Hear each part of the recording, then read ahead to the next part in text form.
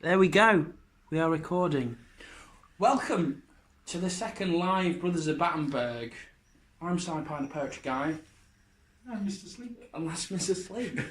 And we are, as ever, going to start the show with a little bit of a sing-song, which I know we've practiced a little bit. Oh, lots. Absolutely. So we'll start with that and then we'll crack on with the show.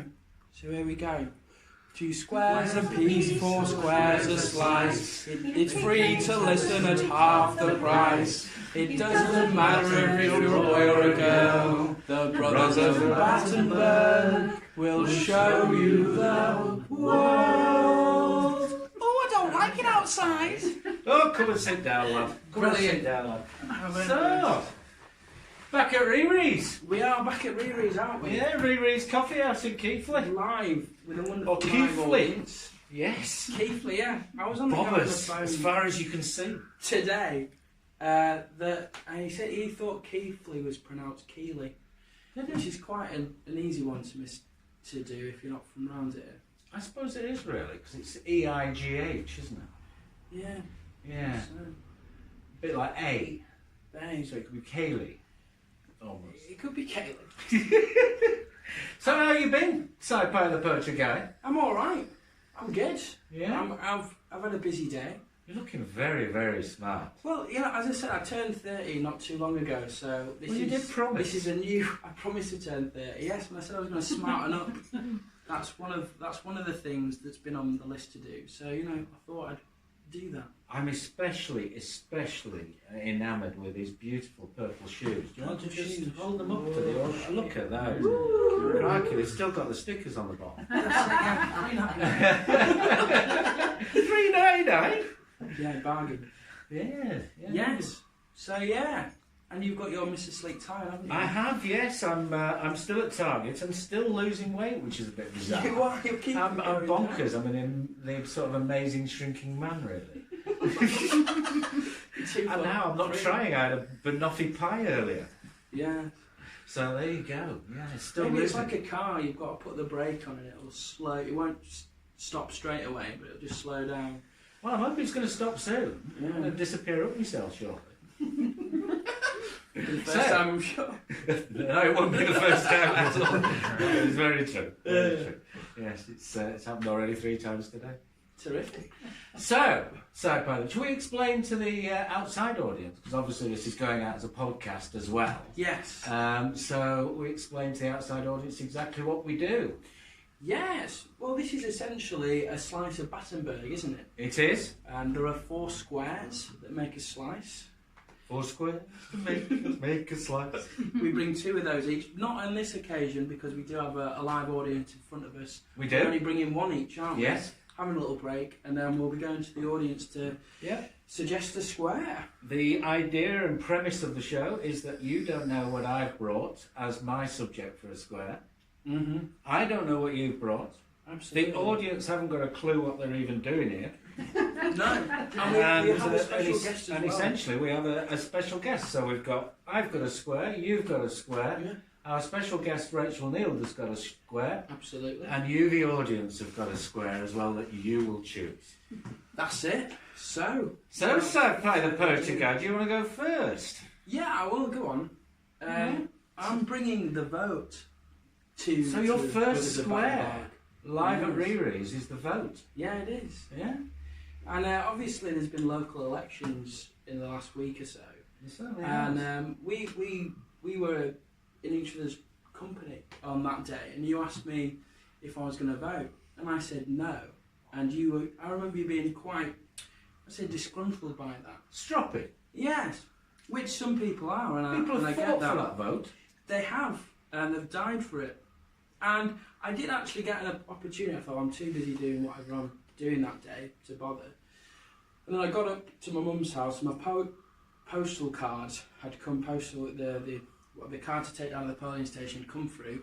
And I was like, oh, it's too late to vote. She's like, oh no, it's open until 10 o'clock. So I did have the chance.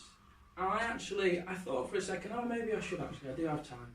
But then I came to the conclusion that I know sweet FA about the local councillors that are running. Therefore, I ruled myself out of having enough knowledge to make a good vote, to make a good decision. Well, we did reasons and excuses last week. Yeah.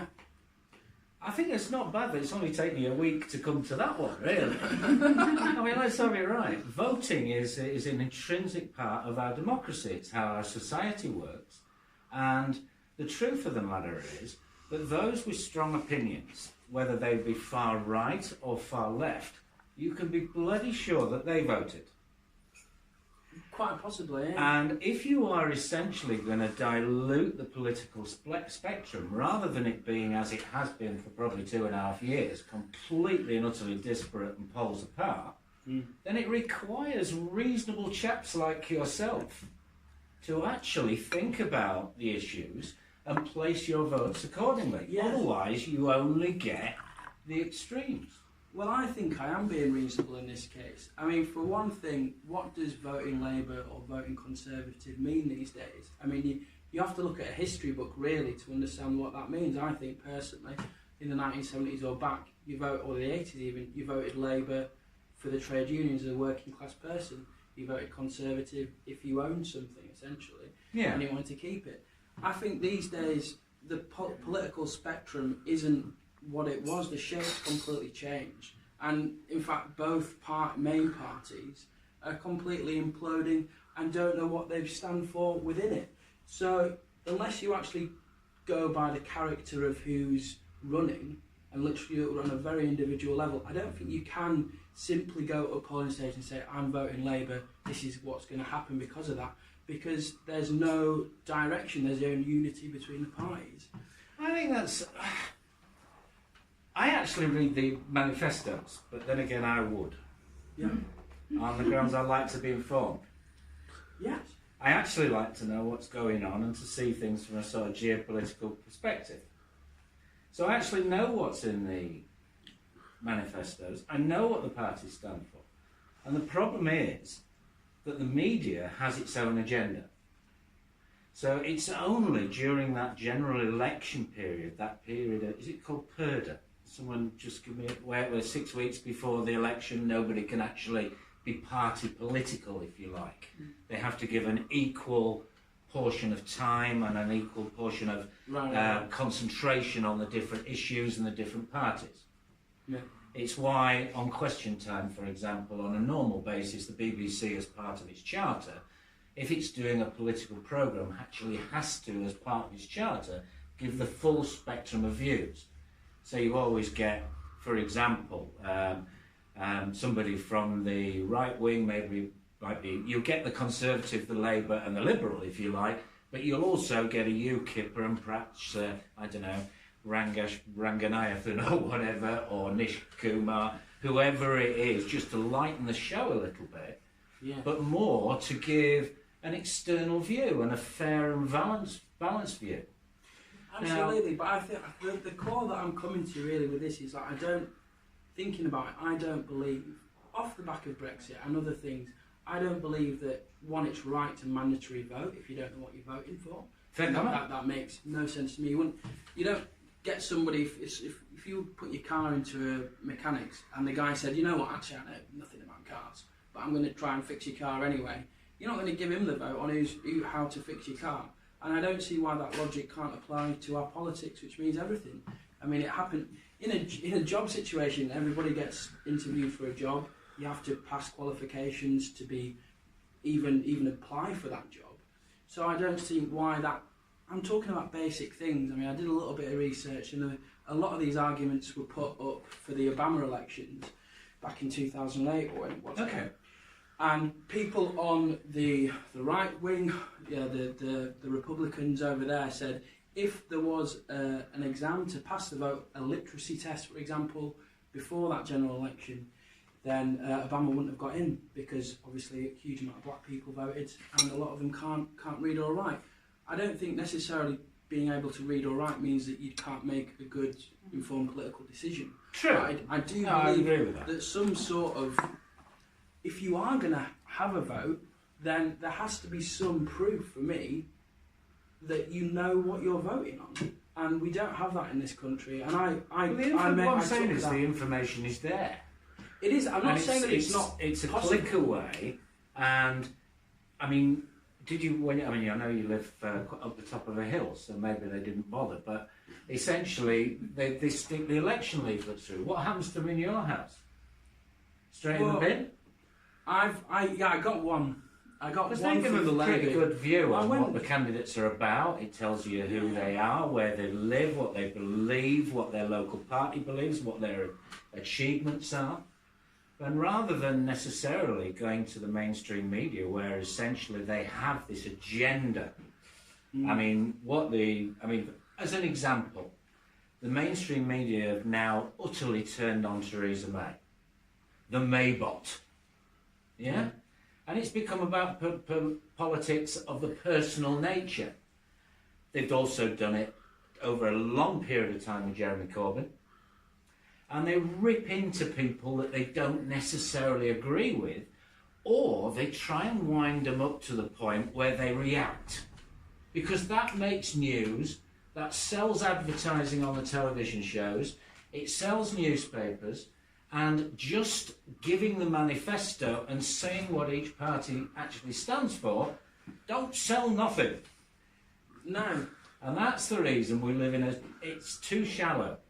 And the people who are actually making these very strong opinions about, for example, Brexit, but migration, in terms of poverty, in terms of redistribution, in all those circumstances, they're taking their opinion and their views from people who have a very narrow agenda, and that is to make the news themselves, to make themselves and their own journals more popular. Yeah. But I think that's a terrible way to do politics.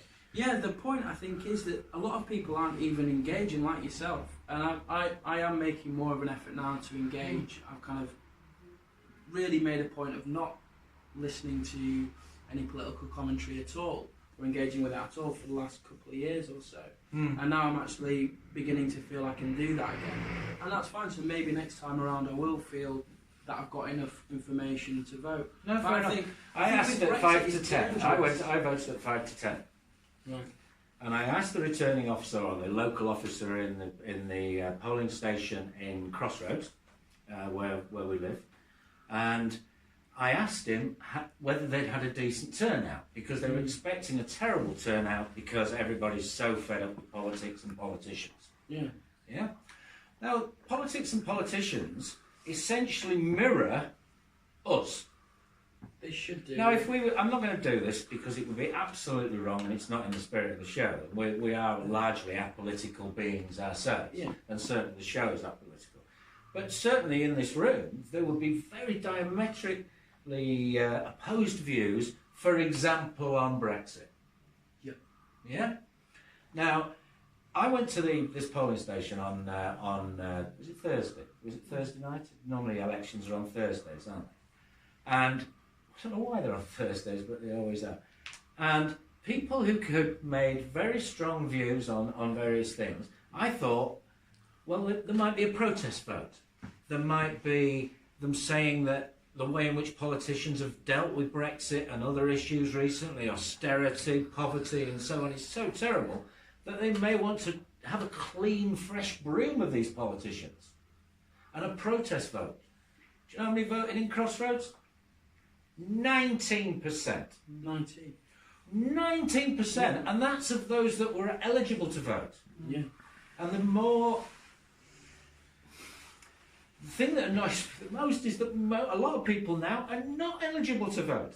And you mentioned there about Obama and some of the regulations that have been brought in the States. They're not designed to keep the security of the voting system and democracy intact. They're designed to actually exclude certain areas of society. Absolutely. And that's a nonsense. In some ways it is a protest. Well, I'm glad you've got me angry. Yes. Well, it's a fiery subject, isn't it? Yes. And this is the thing, I almost want to say, well, by not voting, it's like, give me something to vote for, get in my life and make it worth my while, essentially. And that's what I want. If that's the message, that actually at the moment nobody cares, and they should care, because these people do potentially have power. But for me, I want to ignore the system that we have at the moment, because I don't think it works for most people. No, I agree. I mean, there's a great quote from Harry S. Truman, the American president, who, sadly, he said this almost on his deathbed. It was just before he died. And perhaps if he'd said it a little earlier, he might have been seen as a more successful US president. But he said that societies can only be judged by how they look after those people who cannot look after themselves. Now that is the basis on which I vote. I vote on fairness.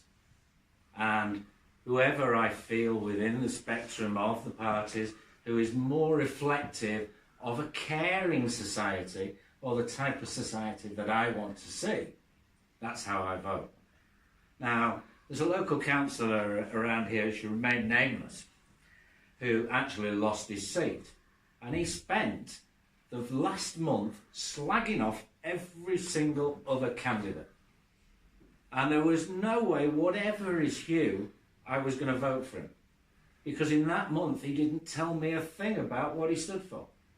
He merely undermined and slagged off everybody else. It was displacement of the highest order. And if you are interested in what's going on around you, and you're interested in what's happening in this area and in the north and in West Yorkshire and England and our relationship in the world, then every single party has a very clear view as to how they want that to happen. I'm not sure they and do it's anymore. just about... I mean, it's in the manifesto, Sci-Fi. But that manifesto is written by a handful of people at the top, or who's got... No, it's not. Well, it is though, because Jeremy Corbyn gets his mates to write that manifesto. That's not necessarily reflective of the Blairites in the party. It's not. It's voted through by Congress and the Labour Party Assembly every year.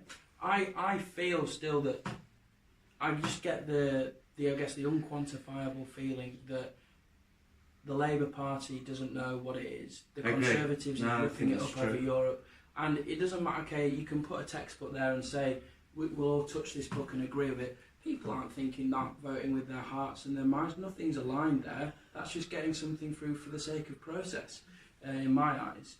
Do you think people do vote with their hearts or their minds? I think mostly with their hearts. I think it's an emotional subject for most people. And yeah, I mean, I think a lot of this anger for me comes through the decision of Brexit. I didn't vote on that one either, but I was going to leave the country. I mean, maybe I should have voted. Who knows? But I felt I wanted to remain, and I felt even the question being asked was sad enough for me, and the amount of misinformation and the amount of people, it seemed, voting on something that they had no idea of the complexities of. And it's just like, it's asking someone who doesn't know 2 + 2, what that equals, asking them to solve algebraic equations. Because nobody knows about what Brexit was going to be, and none of the parties, not the people at the top or the bottom, were given the reality that this is complicated and it needs a lot of thoroughness. The experts said that. Well, The there we go. experts said that might happen. I've got a poem that I've written about it, so we'll write with this one. So the vote, I hear you choke. Young men died for this. Women force fed down the throat. Yes, vote if you're wounded. Vote if you're biased. Vote if all you want is to be plainly pious. Are you red, yellow, green, or blue? I'm red through and through. Who's standing then? Don't have a clue. But if they've got a rosy rosette on or a Royal Navy tie, I won't bother listening. I don't care if they lie. Because they care about me. I'm sure they do. I do love a good colour. Red, yellow, green or blue.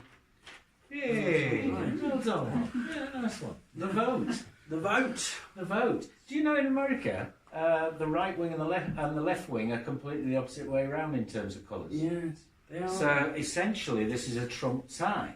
It is. Trump being Republican, which is seen as being right wing, whereas in Britain, obviously, red is the marching, the Internationale, and so on. It's the socialist left wing colour, if you like. It is. Commies. Yeah. The vote.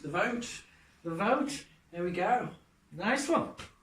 Okay, is it my turn? I believe it is, yeah. Is it my turn? It is. Oh, you are kind. Oh, you know this one. Oh, you're going to like this one.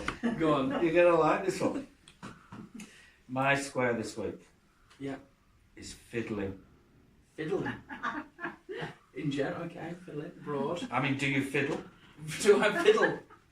Do I fiddle? Are you a fiddler? A fiddler? I probably am, yes. Yeah. I can see you as a man who might like a bit of fiddling. We all like a good fiddle. Well, I think it might help to say where the word comes from. Okay. Yeah? Because we've all got our own connotations as to what fiddling might be. There's all sorts. And it's one of those words that has so many different meanings that I heard somebody say, I was behind the bar in the Flappit the other day, and he goes, oh, what's he doing over there in the corner? He says, oh, he's fiddling his books. Fiddling his books? He's fiddling his books on the grounds that is one of the connotations or meanings for the word fiddling. I'm going to give you. It's actually got an Old English definition, and that is fiddle. T-H-E-L-E. Okay. Which actually means the proper meaning of fiddling, if you like, which is a violin or something similar, a medieval instrument, a stringed instrument. But it's also possibly from the Roman vitulare, meaning to be joyful. And the German, which is Fiedel, F-I-E-D-E-L, which is also a violin. So there's all these various meanings, and I thought I'd just bring a couple of the other meanings, because they're important in terms of understanding what we mean by fiddling. Please go on. So the first one is to touch or fidget in a nervous way. Yes. For example, he fiddled with the knobs. Yes. And dials. Of course. To tinker, to make minor adjustments. For example, he fiddled with the blind. Yeah. To keep out the sun. Of course, yeah. To pass time aimlessly. You're fiddling. Ah, so like procrastination. So you're fiddling about. To falsify. To manipulate. Ah, yes. He fiddled his employees on the HMRC. Yeah? Fiddling little details. Trivial, petty, annoyingly petty. That's fiddling. Yeah? To tamper with, to interfere with, and also to play the violin in a jaunty way. Yeah, it has semantic connotation.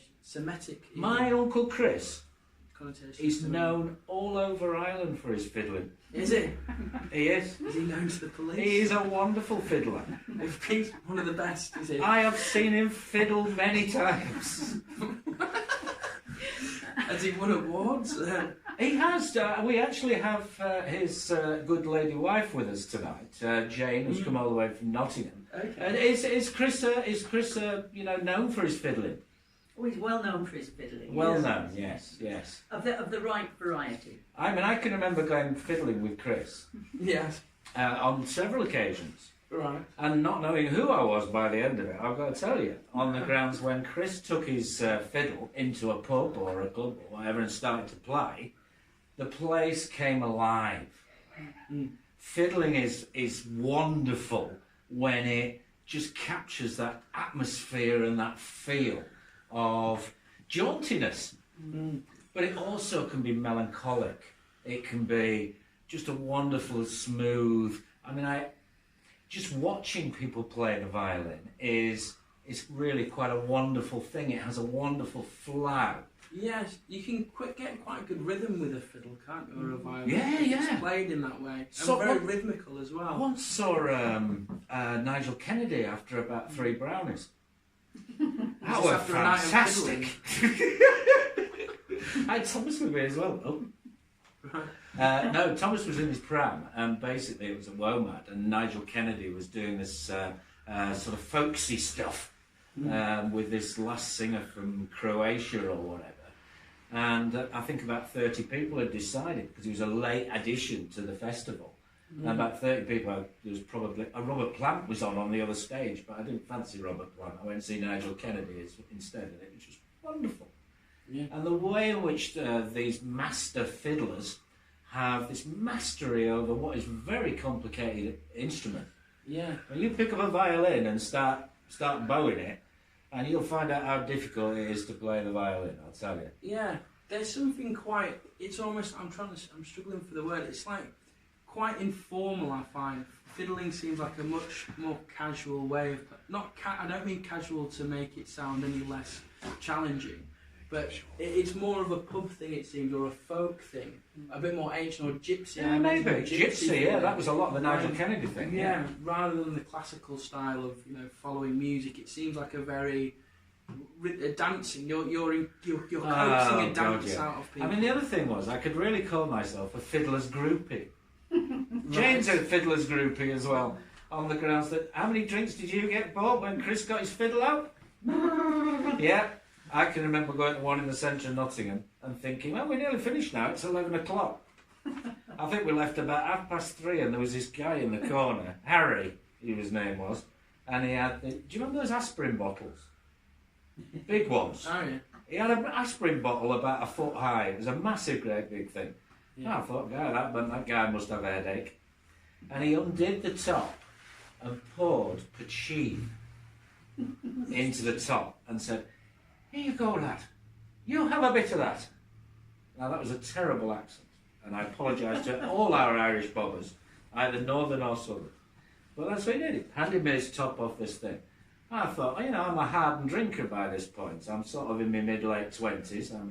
I'm a gallon, a fairly comfortable gallon man. And he gave me this pochine. And I immediately sat down.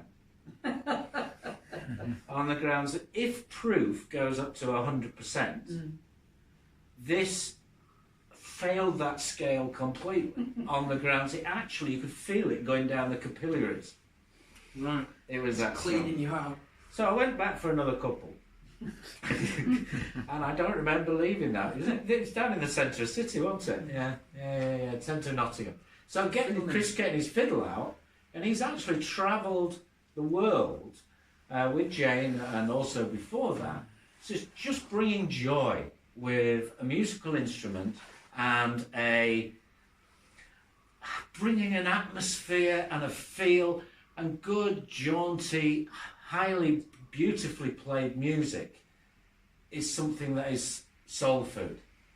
And fiddling from that perspective was something I wanted to bring before, but I've sort of saved it for RiRi's tonight. Okay. Saved it. But there are other fiddlers. Well, yeah, you can fiddle your taxis, can't you? Yeah, do you fiddle your taxis? Well, no, I don't pay any for the most part, so... No. Oh, yeah, fiddling, you can... But it has become a bit endemic, hasn't it? Especially as the money supply has been squeezed and small business people are actually being forced into more and more decisions about how grey their economy is. On the grounds they need to feed their kids, they need to pay their bills. Yeah. And in those circumstances, there's a rising amount of people in the UK that are operating completely outside the taxation system. And they are seen as criminal. And it is a criminal offence to not pay your taxes or keep records if you are essentially running a business or earning an income from anything. Yeah.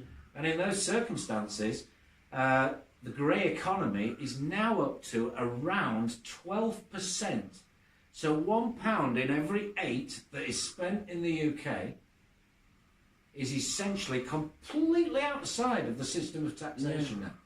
I mean, the problem is that this country and many others have allowed that to happen legally, haven't they? So you can take your money, if you've got plenty, and move it to another part of the world and not have it taxed at all for it being spent here. So you can legally, it's almost like legally fiddling your taxes. I mean, I'd say that's just as criminal. This is it, isn't it? I mean, we look at those people at the bottom of the pile, if you like. If you look at the concentration of those who are said to be fiddlers, the amount of column inches that's actually, I mean, there was a spate actually a couple of years ago, but the amount of column inches over the years that has gone into concentrating on single parents, migrants, unemployed, bunch of shysters, load of fiddlers. Well, I gotta tell you, 13 trillion quid.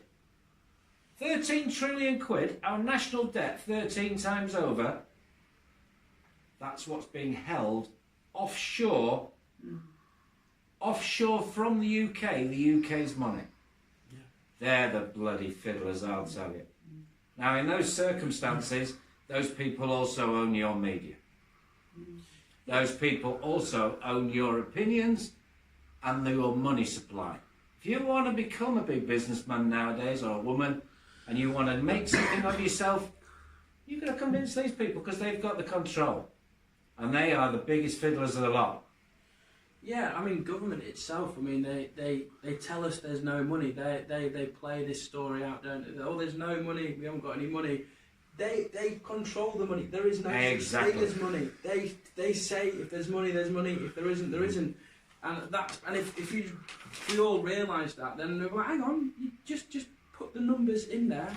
But you'd rather get upset about the single parents, the migrants.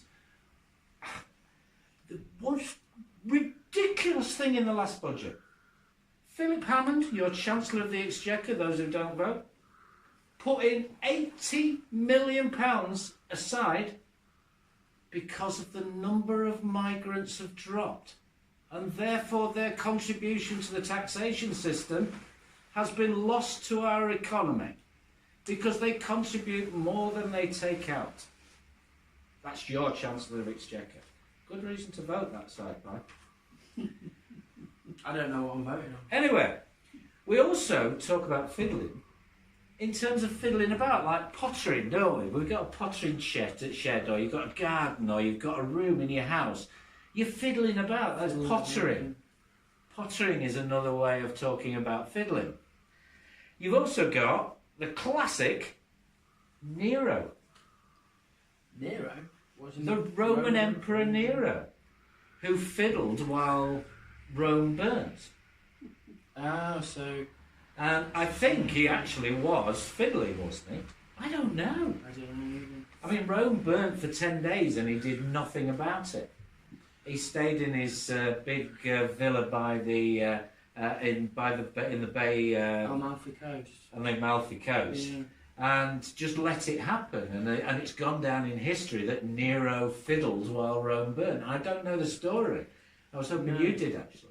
I know the one story I do know about Nero is that there was a fisherman once who brought him, I think he brought him a crab as a present, and Why? he was just so happy that the emperor was there that he wanted to give him a present, and the emperor Nero was in a very bad mood at the time, and the guards at the door, gatekeepers, said, "Oh, this gentleman's come to give you this crab," and he was like, take that bloke to the city walls and just rub that crab all over his face until it bleeds and overflows, basically.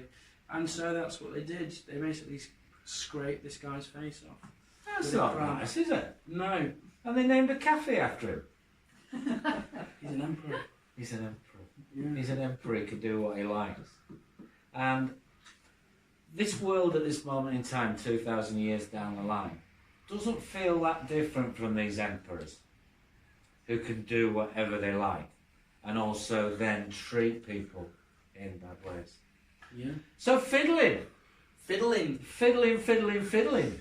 I think, Fiddle. so by the poetry guy, that's probably our 2 squares, is it? We've earned a bit of coffee, yeah. A bit of coffee? Bit of indie coffee. A bit of indie coffee, bit of product placement. Indie coffee roasters, best coffee in the world. So, Bobbers, thank you very much. We're going to have a little bit of a break and then choose your squares, and we will welcome back our guest, Rachel Neal, Yes. who will also bring whatever. We don't know yet, do We don't do it. No. It's a She's surprise. looking a bit sort of glinty over there in the corner. I think we could be in for a little bit of a surprise here, Sci-Fi. Yes. So thank you very much. We'll have a break of 15 minutes, and thank you, Bobbers. Thank you. Thank you.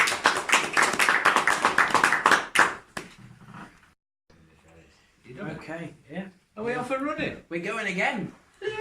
There's 3 of us this time. Yeah? That's going to be away, The Frank. lovely Rachel Neal. Rachel. Hello. Hello.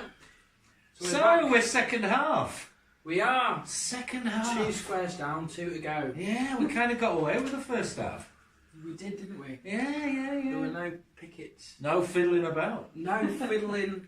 No. No, people voted with their mouths. Yeah, they're all still here. They are, yeah. They're all still here. That's something. It kind of well, sharp intake of breath may not be for too long. Yeah, they may start going. So, second half of the show, and we have our esteemed and quite familiar guest, Rachel Neal. And we're also going to have an audience square as well. We are, which we've chosen already, or the audience has chosen for us. Yes. So, do you want to introduce Rachel? Do you want to? Oh, do you think I should? I think you should. I think it'd be wrong of me to introduce Rachel, as I know her very well. Okay, that seems like a good reason for you to introduce her. I think that's the biggest reason not to. Yes. That's a good idea. Yeah, right. Yeah, would you like to introduce yourself, Good Rachel? evening, everybody. Rachel evening. Neal. Some people know me as Rachel the Tutor. I teach horticulture. Some people know me as Mum, Nana, and Partner. But I've come here tonight because I want to talk to people and get some feedback about cooking. So cooking is the square. Cooking skills. It's cooking skills. Not just cooking. So what are you looking to gather from people about cooking tonight, Rachel? Well, since I've got a sort of fixed audience in YouTube, can't go very far, I thought I'd pick on YouTube for starters. Yes! Okay. We like being This picked is on. not- Crack on. There's no intention to be seeing sexist or any other. This is just some fairly blank questions. So, can I start with you, Si? Do you Go on. have any cooking skills? I like to think I do, yeah. Would you mind sort of listing those skills on the basis of can you boil and bake and I fry? can bolt. And I made a couple of decent poached eggs on the weekends. Yolks were running. Whoa. Yeah, Skill. okay. That is a skill. I can make most things. I can make stocks from scratch. I can do a roast dinner. I can do lasagnas. I can fry. I can slow roast things, marinate. I'm quite a spontaneous cook, so I don't use recipes or. Now there's a surprise. Yeah, I'll look at some ingredients and just do something with them. I watch cooking shows. That's how I learn. I'd watch my mum in the kitchen or what have you, or my dad sometimes. Completely ignore what they did and then do what I wanted to do. Usually, I add at least 3 or 4 times as much butter or oil to things, and that'd be a starting point. Could I suggest at that then, although they didn't teach you anything, you actually knew how to turn a cooker on from watching them and possibly some of the safety things that... No, I'm being slightly facetious. They did. I did learn things, but I used to watch cooking shows, so I'd watch Rick Stein or Jamie Oliver or That whatever. you understood what and they were pick doing. things up. Yeah, or I'd see what flavours they'd use and then marry them together and kind of I'd learn through watching the cooking shows and then take it from there. Richard? Well, I feel a little bit sort of overwhelmed by that. I didn't know you were such a culinary expert, because I'm not. I'm not a culinary expert. Yes, I can do basics. I can also follow recipes. Am I particularly spontaneous as a cook? No. Have I been more and more aware of nutrition and eating healthily, especially in the last 6 or 7 months? Yes. Can I rustle up a meal for my kids for a dinner party? Yeah, I probably could. But I would think that would make me make side pie relatively unusual in the pantheon of gentlemen cooks. Well, generally speaking, in cooks. In cooks per se. But not of your age. Side, yes. You are, I would have said, the exception to the rule in general for your, not for your age, because I'm feeling that the younger generations are actually picking up the gauntlet with this. But the biggest problem I've come across in the latter years is seeing a generation, then 2, and then 3 who can't cook. Yeah. Now, trying to sort of pick through this, I've just done my own bit of working out. So we used to do housecraft, as we called it, cooking at school. Right. Is it home economics? Yeah, various names are given to it, and the economic side of it is the bit that's massively missing from a lot of people. Domestic science, as it used to be. In my day. Absolutely. So the cooking is one thing, but then you've also got the economics of managing, which used to be massively taught. Then that was boiled up into something that how to make toast and possibly turn some cake out. I used to turn up with a basket and a tin and come over to what I thought was wonderful food. Only I remember my uncle saying, "Bloody hell, they are rock buns out." Yeah. Well, I'd let her teach that with her recipe. I mean, say my mother was a good cook. She's a baker, so she can bake wonderfully well. But she didn't have the extensive cooking skills for meat and veg. So my cooking is fairly limited in the same way. And I thought it was limited until I came to realise that I actually can do an awful lot with very little, which I suppose then... It's a skill in itself, isn't it? Yeah. There's a lot of cheapness in food. So, when you look at what's happened, and I've got lots of facts and figures, if we try to have a quick look through some stuff. So, having a look at the cooking thing, is that we are not able to cook, or as a population, we don't seem to be able to. Why? What happened when? We used to be able to. So, did we all used to be able to? No. Generally speaking, it was women that did the cooking. So then we had a war or two. You know, how much of a change can you want in a world? And what set the trend there was that women were doing men's jobs for the war, which then made it okay for women to work, which continued to make it okay for women to work. So that equalled things out a little bit. Women worked just as much at home. We used to have sort of unequal pay acts. So we used to have men always were earning more than women. Well, then they brought in the Equal Pay Act, so that made it better for women to be able to work. So they could actually take on the job and bring money in. What else happened? Then we started in the 70s. We've got things like freezers coming in. People actually had their own freezer and not just a little box. Do you remember that bit? They get the tongues to the freezer box. licking the ice on the freezer. When was the microwave invented? Oh, you were brought up tough, you were. Yeah, well, later on, early 80s. So not much of a gap, really. So, you know, in the early days, I remember TV dinners were really good, weren't they? So you actually got meat and veg, as it should be. Meat and veg, that was it. You know, it wasn't sort of added to. Or, Mush. Yeah. Reconstituted or well, stuff like that. It's all right. I mean, we all had Vesta meals, didn't we? Vesta. It was one of those where my mother used to get air freshener out because my dad hadn't got to smell it if we had a curry. Don't like foreign milk, you know. We had all these issues, didn't we? You know, smash. Oh. The rule of the instance. For mash, get smashed. Well, it was all there, wasn't it? You know. Yeah. So we've got freezers, got microwaves, got instant meals, and the food was pretty good stuff. So the thinking was that they didn't need to do as many housecraft, home economics, domestic science classes because why would you need to? You can go and buy it, and it's cheap and it's healthy and means mum can go to work. She can call the supermarket on the mail, buy ready meals already done, tick the box. How fantastic is that? The problem is that it seems to be that if you now can't cook, because nobody's taught you, because for 2 generations nobody's been teaching you, and you're having to rely on stuff that's available to buy, what happens when you haven't got any money? Yeah. So that's one sort of problem that's facing people, and there's got to be something in it that food's so cheap to buy, so you're never going to starve, are you? So why have you got rickets in Bradford and malnutrition from people who are able to eat?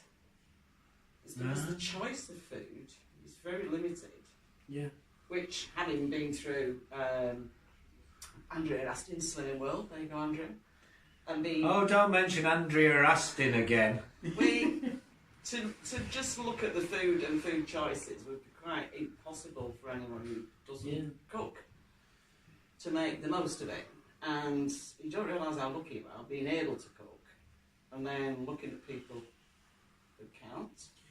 You know, I do know people, young lads recently that I met, and he came to stay with us for a short time, and he bought pretty much 2 or 3 weeks supplies of pizzas, different types of pizza, but essentially pizzas, because he didn't know how to cook, and he did ask at one point, can you teach me how to cook? And it is very debilitating and really expensive. And to be honest, the biggest thing for me is it's like there's a lack of love in fast food.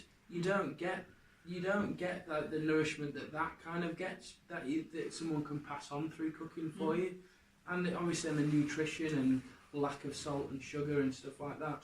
But I think that's just an important part of cooking as anything else. It's a labour of love for somebody, which you don't get through an industrial sized machine. Absolutely not. The whole thing of it, if you were to put a meal on a table, invite friends, it's the most amazing thing to do. Just get everybody round with food, everybody enjoy themselves, and that's such a simple pleasure, but one that I don't even consider it, but I'm just gifted, I would think, because I can do much more. And I've had several conversations with people over this just recently. I mean, I can see around friends here who I know can cook and cook very well. I have friends, I've got family who I talk to who doesn't cook. Well, why would she need to? She's the proprietor of the Black Lane Ends, and she's got chefs. She's saying, you don't need to cook. But anyway. But she didn't before that either. No. Why? Why do you think? Because her mum cooked. Yeah. So there is also another question that I've had in my head is, are we producing a real nanny state with the way we mollycoddle people through life at school and protecting them and doing all this, and then in a way it's the same with the food. We're going to give you, but there's no ownership by kids. I mean, what I worry about is that I know the economy side of things. So there's a lot of migrants who have come over here. They've opened up fast food places, or they've taken over fish and chip shops. There's places up on Manningham Lane or what have you. They're now kebab fish and chip shops, and these guys are working like 14-hour days, raking it in, while essentially people who can't cook, potentially on benefits or low incomes, spending all this money in a takeaway that's then they're saving that money, they're working their arses off, probably putting that money out of the country, potentially, at least a lot of it. And how is that helping the local economy? That doesn't help British farmers, because a lot of this is foreign imported food, and it doesn't help people save money and actually have. Cooking can be quite a physical task. You're up on your feet, you're chopping away. It's an active thing. But I find it quite therapeutic personally. It's certainly not go to the fish and chip shop or the curry house, pick it up. They work their asses off. Take your £20, £10, and then you go sit back on the couch and watch the TV and watch all the money go out of the country. Well, that's the economics of it as well, isn't it? Yeah. Is knowing how to manage the money, to buy the food, to use the money. Who's your favourite cook? Who's your favourite chef? Favourite? I don't really have one. Because you've got lots and lots of cookery books and so on. Is there somebody who essentially brings it down to basics for you and sort of ticks your boxes as far as healthy food in terms of... I think something like Marda Jaffrey works for me. Marda Jaffrey? Because it's all vegetables, fresh meat and spices. There's no packets of anything. I mean, you mentioned Rick Stein earlier on, didn't you? Yeah. I mean, I wonder whether or not the programmes that have proliferated about cooking on the television, because there's plenty of them. I mean, they've got Bake Off, you've got Great British Menu, you've got MasterChef, and so on and so forth. And they set these such extraordinary standards. I mean, you do get your disasters. It's a bit like the first round in the X Factor, isn't it, where the cheeky girls turn up. But in terms of most of them, there's such a high standard, and I wonder whether or not they actually put people off. Well, at the end of the day, In how some long do you ways. boil carrots for? Wow.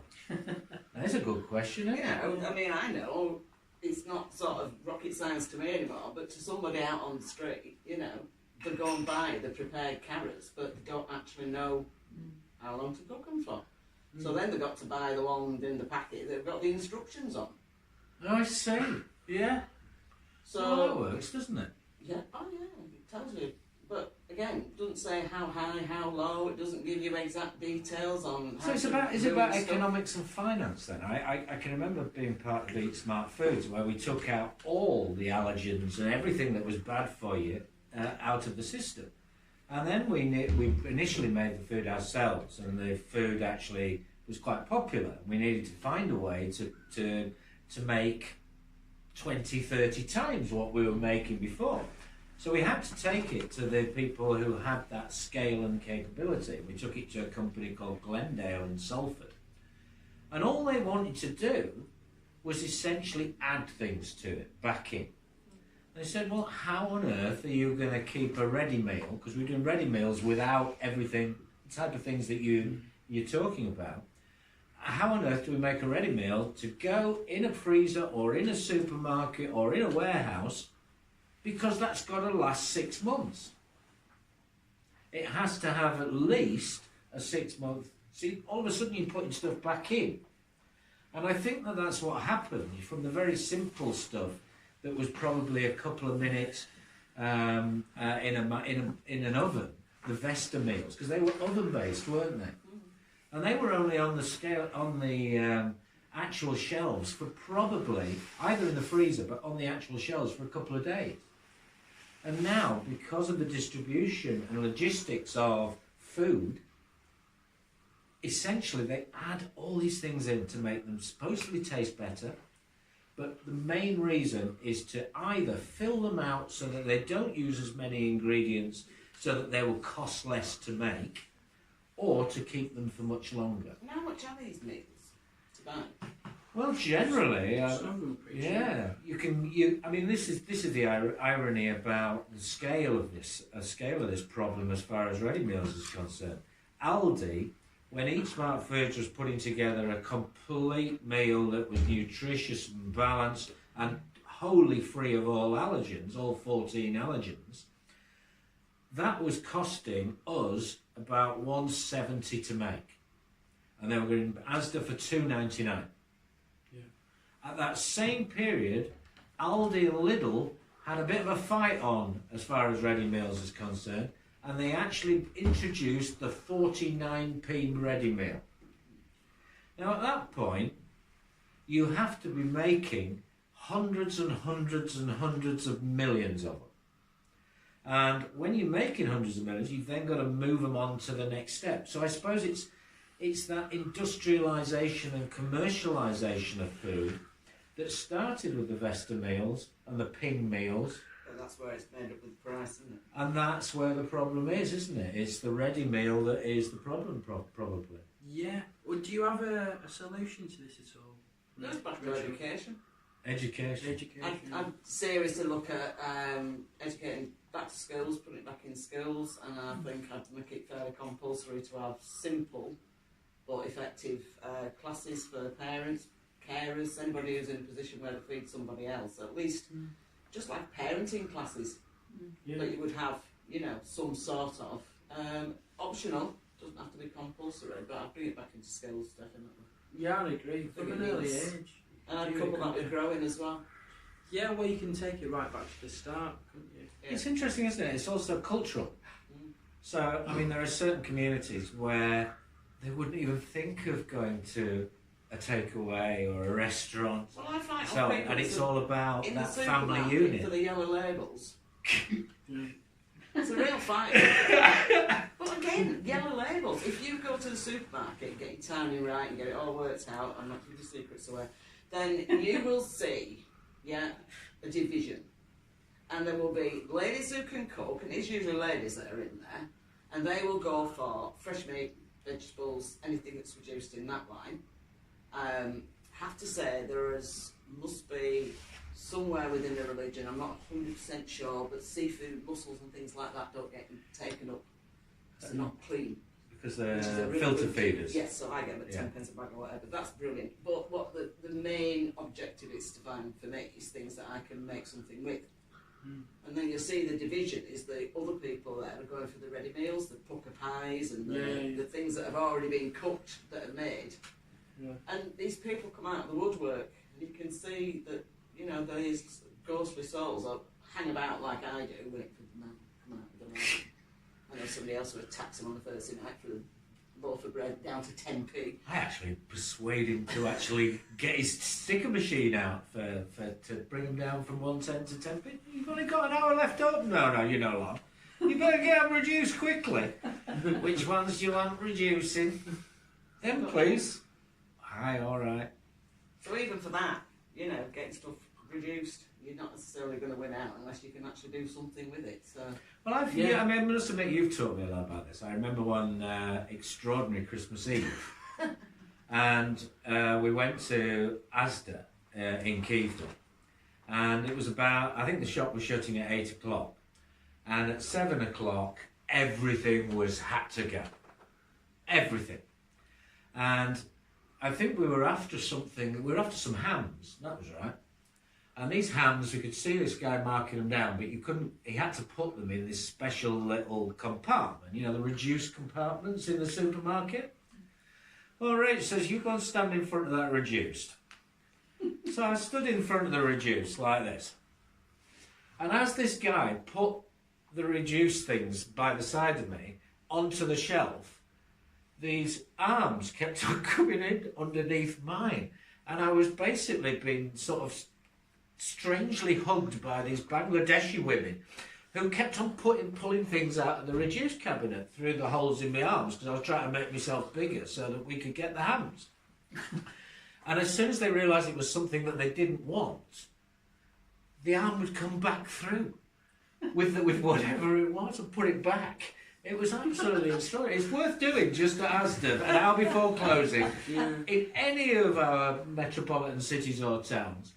Because A, it gives a massive feel for what you've talked about before as well, which is the wastage, the sheer waste of food that we have in 2019 through our supermarkets and so on. And secondly, it also gives a view on how the supermarkets mismanage their stocks. On the grounds that people have a perception as to quality within the supermarkets and so on. And at one point, I did stock control from Sainsbury's, and in one store, they threw out £10,000 worth of food per day. Extraordinary. Per day, and the most of that was meat and veg. And yet Sainsbury's has a perception that its fruit and veg are much better than the others. And the interesting thing is, they all come from the same warehouse. Tesco's get their food from Haydock. Anywhere in the north of England, there's a massive, great distribution centre in Haydock, in Liverpool. And Sainsbury's get all their fruit and veg from there, Morrison's get it all from there, Tesco's get it all from there. The difference is, Sainsbury's throw theirs away 2 days before the other supermarkets.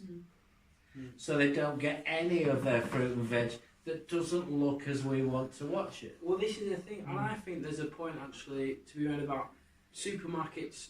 They say, oh, people don't want this, they don't want that. I question that. I think there's a lot of top-down, just telling people what they want or what they think that we want. So, like, I saw a little programme the other day about this wastage with packaging and how a lot of supermarkets like Morrison's and Aldi are trialling these package-free fruit and veg aisles, whereas Asda have made the choice to keep, for the most part, their packaging, especially on things like cucumbers and tomatoes, whatever it is, turnips, because they believe, well, there is proof in it that if you put a wrap around a cucumber, it will keep its water levels for longer. It won't dry out as quickly. And they argue that's what people want. And it's like, well, do they want that? It's like, who says that? And the thing about the perfect veg as well, who really, do we all really need perfect veg? If I see cheap veg, I'm going to go, and fresh veg, it's price, it's quality and freshness, isn't it? Essentially, that's really what it should be about. So it's another bizarre example of how, like, what a thing looks like is the most important thing, rather than its nutritional content or the damage it's doing to the planet or the amount of waste in the process. You buy a wonky veg, don't you? Well, I do, but I saw a packet or 2 packets the other day, which supermarkets are irrelevant. I think they're all doing the same thing. And it's a box of veg at the end of the day that they put together what was left. Well, it was fine. It was only £1. I thought, that's good, isn't it? But when I looked at it, the potatoes were sort of all misshapen and tiny little things, but not baby potatoes. And there was 1 courgette in there. And I think that was about it. It might have been an onion. Mm. But potatoes, and it was like, give us a chance. Even I struggle to make something with that. Yeah. You know, Well, they do rip you off. and it was as £1, well, and I'm don't they? thinking, well, that's fine, but on the other side, the big bag of potatoes, wonky potatoes, for 50p. Yeah. So why in the right? But so it's the whole supermarket making money, isn't it? Yeah. Oh, look how good we're being. Oh, Mm. bloody rubbish. They're just getting rid of all the waste and making it look good. Yeah. And they're all profit driven. I think Aldi and Lidl coming into the market in the last few years has really shown up places like Asda, Morrison's, Made them struggle. and Sainsbury's, yeah, and shown how much they're ripping the British people off. It's like how are Aldi managing to pay their staff pretty well, it seems, and yet have these ridiculously low prices that are just clearing the bottom out of the rest of the supermarkets. I think it's disgusting, personally. Like supermarkets say that shareholders who they're bothered about. You look at the staff; they're not worried about the staff, are they? They're bloody miserable as sin. Well, just to sort of take that. I've worked in supermarkets. I've worked in a And it's supermarket. bloody horrible. Just freelance. It's horrible. Oh my god. Well, you take Horrible into places. account where the supermarkets are in this country, and we all see them as very successful businesses. It's very interesting, but a lot of that success is based on low pay and Yeah. paying their staff. And it's very interesting that as a country, we actually allow Morrison's, for example, to make about 700 million quid a year, which goes back to pay their dividends on their shareholders. We as a country actually pay supermarket workers to go out to work and then pay them extra benefit because we recognise that they cannot live on the wages that they're given in the supermarkets to the tune of about £4 billion a year. We pay it. We allow them to fleece us. We allow them to take our money out of the country. Sainsbury's is owned by the flaming Qatari royal family, for God's sake. Yeah. Anyone know that before then? I did not know that. No? We know it's over nearly a month, don't we? Well, they did it as an investment because Sainsbury's actually have all their premises and they own all their own land. So, yeah. Rich, so you have the Healthy Growth Initiative, don't you? Which Yeah. is about growing things properly. Well, you explain what you Right, do. I'm CEO of a social enterprise, not-for-profit, little organisation which is destined to teach people to cook, to save them from themselves, basically. That's the thinking.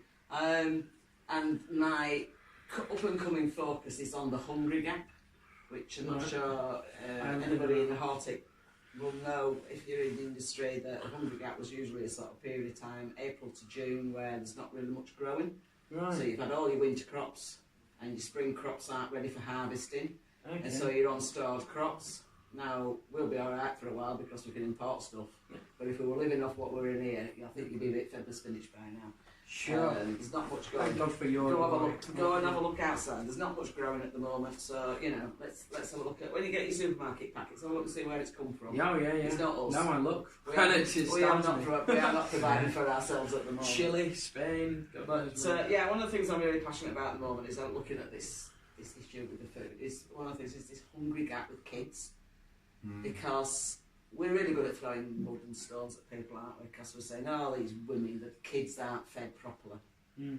Why aren't they fed properly? Because the mums haven't been taught how to cook, they haven't been taught how to budget, and they haven't got any money. They don't know what to do. They will be. I mean, we talked about cooking, right? So you were saying you could probably put a meal together. So Yeah. if you've got the kids at home all day, 6 weeks, they've used to have a bit of breakfast for you, school dinner, home for you at tea time, and you make a bit of something for tea. True. So you've got all day. All day. So what are you going to do? What are you going to feed them with? How are you going to keep them fed 3 meals a day? Well, what I've learned is it's much more about planning, isn't it? But it's also about budgeting, and it's also about where you are at any given moment and in every given Yeah, but you haven't day. got any money. And if I haven't got the money, yeah, no, fair enough. I think it is a trap. I think it's a poverty trap, but I also think it's an education trap. And I think you're right about the way in which things changed after the Land Army and so on, and the way in which women, I think now are 43% of the workforce. What were they before 1945? Probably 15% maximum. Well, my figures say that there were, up to the 70s, about 53% of 16 to 64-year-olds were in work, and now there's 67%. That's substantially increased. So, the thing being is that what they talk about is saying that, you've got a parent working, but the money that comes in from a parent working enough to manage the bills, to pay for everything, and that on top. Well, this is the thing, isn't it? The Western world, the home has been neglected since women have gone to the workplace. They looked after the home, and now, quite rightly, they want to do something outside of the home. Fair enough, but the men haven't necessarily filled that gap, so no one's at home. Well, Canada, they're still out working, aren't they? If they were out working before and they've continued to work, it's maybe start that. So, who do we think is going to look after the kids? Well, this is the question, isn't it? I mean, school while they're at school. People that have, for me, you have to have more community, which we don't have, so people look after each other's kids more, or everybody goes part-time, so one person's at home one day of the week. Well, you can see what happens. There's no grannies around to look after the kids anymore. Somebody will keep an eye on them while they're all running wild round the park or what. It's this whole... It's not been thought about, has it? It's not been planned. There's no infrastructure to deal with all of that. And it's always been the same, and it always will be. It's something that I've commented on before. If somebody walks into my house and it's looking a bit of a mess, guess who gets the comment? She had cleaned. She hasn't cleaned up. And so you're going to get the thing, the mother hasn't done whatever. But can we not say the government has stopped teaching people how to frame, how to look after the kids, how to work the food, how to... I mean, for me, the government, I don't like giving responsibility to others anyway. To a certain extent, fine, but I say, why? First and foremost, if you can take responsibility for something, take responsibility up for it. It's your responsibility to learn how to cook, to look after your kids. It's not the government. Who are the government? It's your responsibility first and foremost. Can you do it yourself? If yes, go ahead and do it. But so they need that impetus. They need more education. They need more education about budgeting, nutrition, and the skills of cooking. Absolutely. You can go water skiing, aqua diving, you can get on a horse, you can go and do anything. Can you learn to cook? Oh, don't know about that. Where would you go to learn to cook? Yeah. I'm well up for it, I think. I'll say more. You're one of my chefs now. Aqua diving on a horse. Up to what you think. Put myself in trouble, man. With a skillet in your hand. Last thing I wanted was a job out of this. Right. Thank you very much for cooking. Cooking. That's a good square. Yeah, good square. So our fourth square has actually been chosen by the audience. Yes. It's actually food related, isn't it? Well, I wondered whether we could sort of roll it on. Ever the professional that I am. Okay. You're looking scared. I am looking a bit scared because, to be quite honest, it's not something that I particularly like. Me neither. And I've wondered whether or not, our bobbers, or whether or not... I mean, there may be a nutritional part to this. But I understand that our bobber square... Who brought our bobber square? And what was your bobber square, Claire? Pineapple on pizza.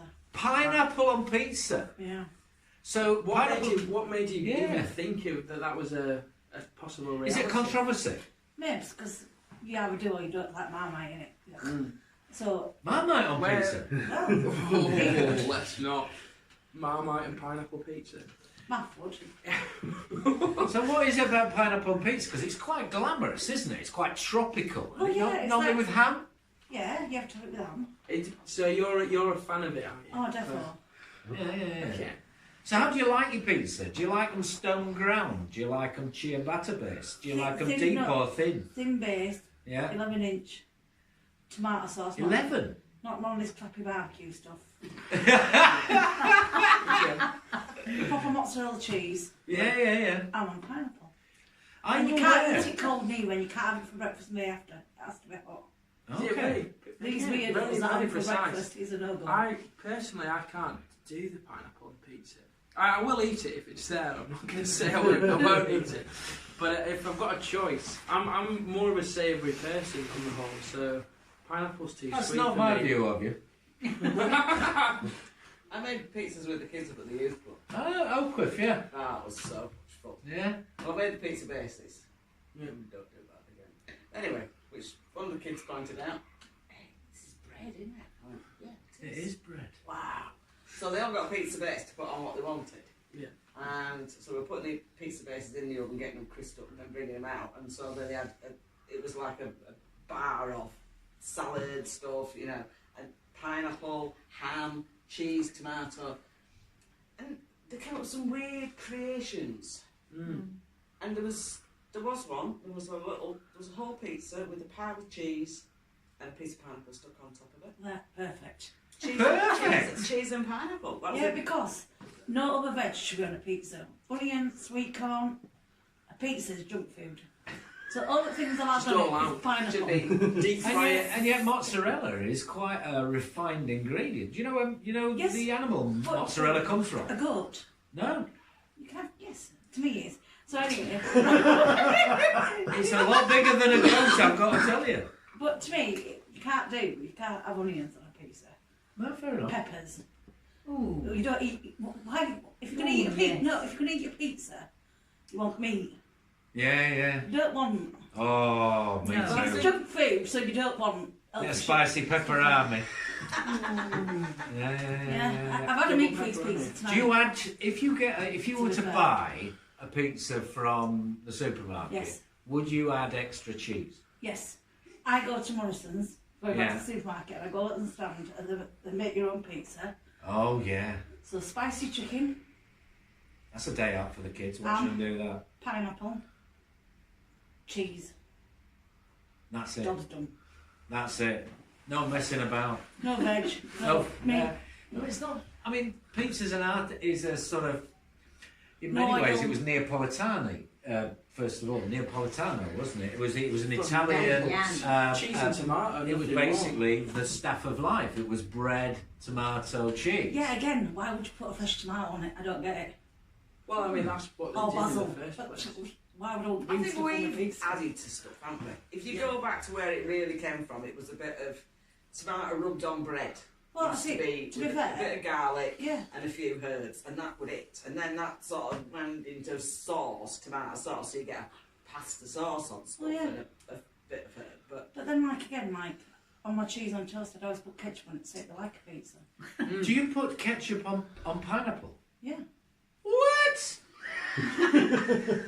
See, Well, that's fair enough. That's But fair then, enough. Each when to I their was own. a kid, when you used to have parties and you used to get your cocktail sticks Oh with your pickles, onion, and pineapple and Yeah. cheese no, I in agree. a jacket potato that wasn't cooked in foil for some reason. Why is that? I think it belongs. I was very mixed about mince pies for a long time. Even Mince fruit pies. in that way was debatable for me. I'm Where's this coming square round. going? I don't know. Mince pies are great. Apparently pizza. Well, you know the story about how pizzas were invented. You know there was a bit of dough, No, no, and a no. guy accidentally sat on the dough and flattened it out, Flattened and he was like, "Hey, got a nice little plate of dough here." Put a few toppings Really? on, and that's how pizza was invented. Apparently. Oh God, the internet has so much to be proud of. Mozzarella comes from the buffalo, which also confuses me because how many bloody buffalo are there in Italy? How did that happen? The mozzarella, quality mozzarella, yeah. comes from the buffalo. Now, It how is. many buffalo are there left? They must be all basically all tied up to this great big long fence or something, and actually sort of doing Melted this. into the Do you line. do that to a buffalo? It's the horn, isn't it? I wouldn't be too keen, I'll tell you. Yeah. You wouldn't have a little milking school with one of them, would you? Let's have a vote for this. Who does like pineapple on pizza? Do we have? Yeah, Claire, yeah. Oh, But two out of It's divided the crowd. I think you were right. Yeah, you see. seven. How about on here? I just seafood. say no. I'm a seafood, so I'm sorry. I don't Yeah, like yeah. seafood pizzas. Do you like different kinds of dough? Do you like the calzones? No. No. Thin base. That's it. Thin job base. done. But calzone can be thin base. No, but it's a dome. It's just doubled up and it's just wrong. Yeah. And it But has do you garlic eat and- your if it's bit, do you have it really crispy then? I'll burn it, yeah. Oh, almost burnt. Oh, okay. Yeah. So you don't sort of squidge it together or something like that. Oh no. Oh, I do with pizza.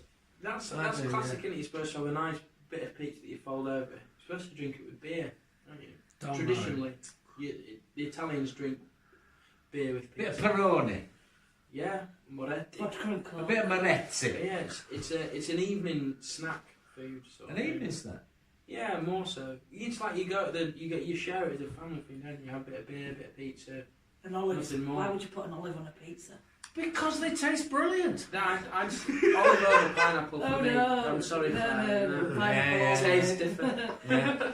I always thought he was unsavoury, but he's very savoury this You know, one, I'll you tell can you. pull yourself back to him. So. And pull yourself back. So has anybody else got any favourite pizza toppings?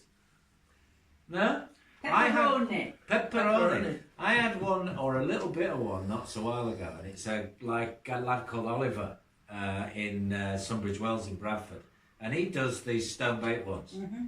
And there is something different. That it's like you're talking about bringing things to food. I mean, you can have the little round 6-inch ones that the kiddies' pizzas you can get £5 for £1 or whatever, with a little bit of scraggy cheese on the top and a bit of tomato, the margarita. Or you can go all the way to, I mean, your seafood calzones are often a work of art. You know, they look like a bit like my shoe, but or a slipper. But they open up and they're just wonderful, sort of.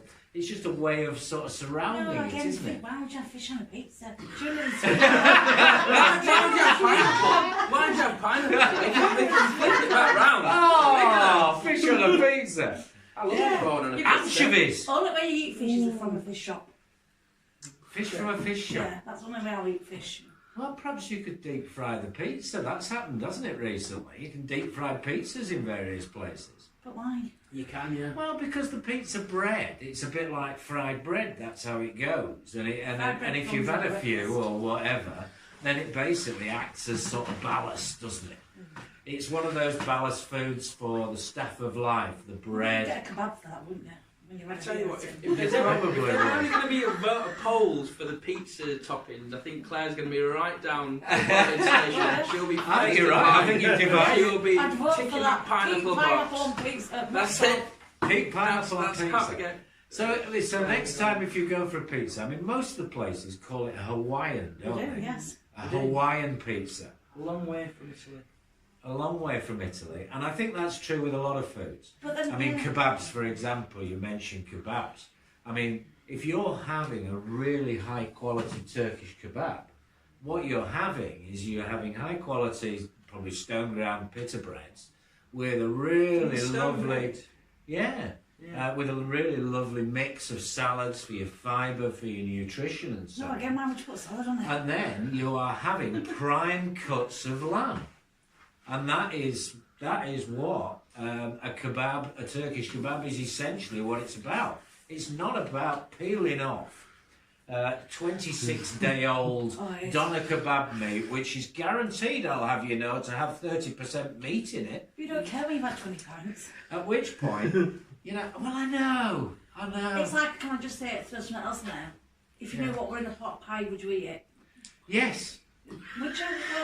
because I know what's in a pot pie, it's everything. And exactly, I love pot Yeah, pies, yeah. but I don't really want to know what's in them. Same with Scotch eggs. I've come to terms with myself as far as the food chain is And eating concerned. sausages, that's just wrong, because you don't know where you're getting from them either. Yeah. Whereas cheese, that Exactly. you're getting from a buffalo, they're clean animals. Well, yeah. There we go.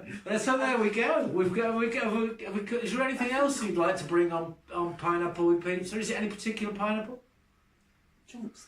Chunks. Out of a tin. Chunks. Out of a tin. And then you drink the juice. And you drink the juice. Yes. And this is to go with your pizza, with your pile of cheese and your little... No, I and drink your- the juice while it's cooking, because then I have a vodka and Coke with my pizza. Oh, excellent.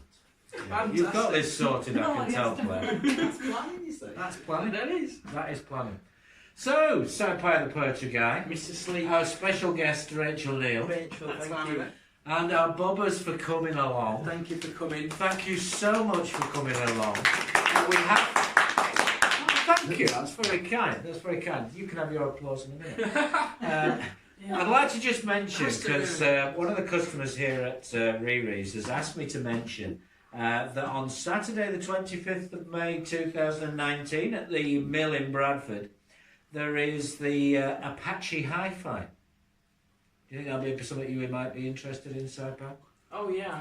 Why not? Out of Bradford! And it's basically Reggae-matic Beat Roots night. So if you're into your reggae, you're into your Apache Hi-Fi, if you're into your sound system stuff and your dub stuff and stuff like that, Or the mill in Bradford. at the mill in Bradford, Saturday the 25th of May, get yourself along. Apparently, it's got Danger, Rockers Roadshow and Dub Law. There we go. So there you Ready go. for an encore. So once again, thank you all very much, and for being part of what we do. Look for us out on Facebook. Share us. If you like us, share us. And we're on SoundCloud and obviously on YouTube too. So thank you very much for all coming. Thank you very much, Thank Rachel. you. Thank you. Thank you you. so much. Saipan. Thank you very much. Thank you. That's my applause. And Rachel.